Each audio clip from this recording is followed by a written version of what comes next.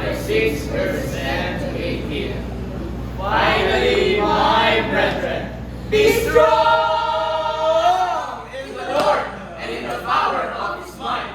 Put on the whole armor of God, that ye may be able to stand against the wiles of the devil.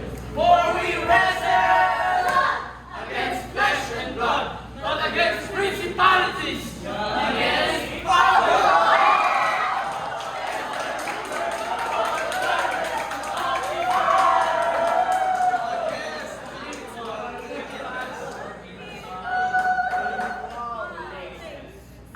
Wherefore, take unto you the whole armor of God, that ye may be able to withstand in the evil day.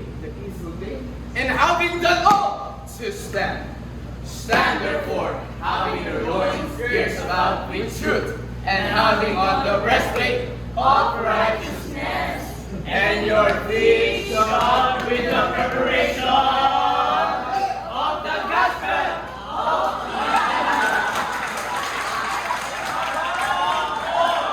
taking the shield of faith, wherewith ye shall be able to stand all the fiery darts of the wicked.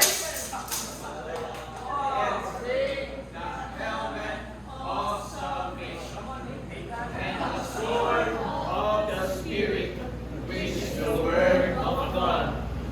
Praying always in all prayers and supplication in the Spirit, and watching thereunto with all